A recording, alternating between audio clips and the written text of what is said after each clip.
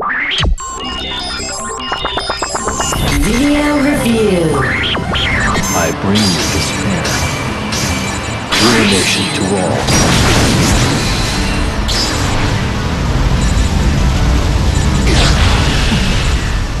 It's a fighting game, it's an RPG, and it's blatant fan service. Dissidia Final Fantasy is all of those things, and that blend makes it a game almost anyone can get into. It's also huge. There's a ton of game in here, and it's filled with little features that make it really shine. Dissidia doesn't always soar. The camera gives you some great dramatic views, but gets stubborn in the confined battle arenas. And the story is a thin shell that reduces each famous character to a cliché. But these characters fight flashy cinematic battles that light up the screen as if the world hangs in the balance every time. And the way Dissidia is constantly rewarding you will keep you coming back for more. You're a no-good, self-centered old bastard! But I realized, the old man I know is the guy that always wins. The toughest guy in the world. That's who I have to beat! The skinny little kid talking tough. You better not regret it later. Dissidia is essentially a fighting game, but most fighting games keep players closely confined. Here, you get a large arena and freedom to run and fly about colorful arenas culled from various Final Fantasy games. The characters, of course, all come from those games as well. Heroes and villains from Final Fantasies 1 through 10 are represented, and dedicated players will unlock some surprise additions as well. But while the fighting may not be as deliberate as in traditional fighters, the freedom of movement it affords make battles feel smooth and carefree. And combat looks vibrant and exciting, making Dissidia almost as much fun to watch as it is to play. The combat doesn't have the depth of a pure fighter, but the various characters still provide a lot of variety. Between Jecht's powerful close-range attacks and Zidane's aerial acrobatics, you'll probably find multiple fighters that suit your style. Still, the combat presents intricacies you'll need to come to grips with.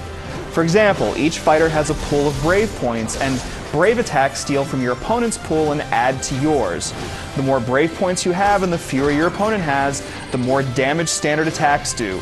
You also have an EX meter that fills as you do damage and collect the glowing EX cores that periodically appear in the arena. Filling your EX meter lets you execute a really powerful burst attack. If you manage to land one, you'll be treated to a quick-time event and a dramatic scene in the grand Final Fantasy tradition.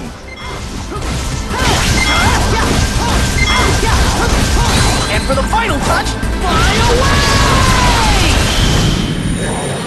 There are other battle subtleties to get used to as well, like wall rushes and the rails within levels that you grind across. There are a few issues nonetheless. The camera gets messy in indoor levels and makes it hard to tell exactly what's going on sometimes. For example, there are mid-air chases in which evading and landing attacks require good timing. In the confined levels, the camera may land directly behind a wall and block your view at a crucial moment. Here we go. The combat is fun, though it's only part of the picture. The story mode is a deep and important part of Dissidia. The tale tells a story of the forces of Cosmos versus those of Chaos. You'll guide each good character through his or her take on the same story, which involves a search for crystals. The story is surprisingly uninteresting for a Final Fantasy game, and the long-winded dialogue doesn't really go anywhere. Another story, Shade Impulse, is thankfully more interesting, though the characterizations still remain relatively shallow. In any case, you move a battle piece across a game board to take treasure, engage enemies, and move the story forward. More importantly, you'll earn gil and level up your characters. Then you can buy various weapons and items from the in-game shop. These only affect your stats, so you won't see new gear on your fighters, but it adds an addicting RPG twist that will keep you pressing forward. And because you also earn new moves that you can slot, you'll discover that even a single character can offer a lot of variety. In fact, Dissidia is constantly handing out rewards like candy. You earn points that you can use to buy Chaos characters to use in other modes. You get real-time rewards based on how long and how often you play, new costumes, new accessories. Dissidia just keeps giving. There's also an arcade mode that sends you through a series of opponents, and an unlockable battle coliseum in which you fight a never-ending series of characters. There's a so-called online lobby too, but don't let that fool you. Dissidia has no online play, but you can play a friend in ad hoc mode using either your leveled up characters or a standard arcade mode character. There is an odd imbalance here if you want to play leveled characters, however, because you only play Cosmos characters in the story mode. You can level up Chaos characters elsewhere, but at first you're more likely to be playing good guy versus good guy. We did experience a bit of multiplayer lag, but it wasn't significant. And once you play someone, you can access their friend card and play their ghost, which mimics their playing style. When you want a break, you can check your in-game email to see if Moogles have sent you any gifts, or check which in-game achievements you've earned, or view match replays and edit them into a movie that you can then export as a video file. There's simply a lot of game here.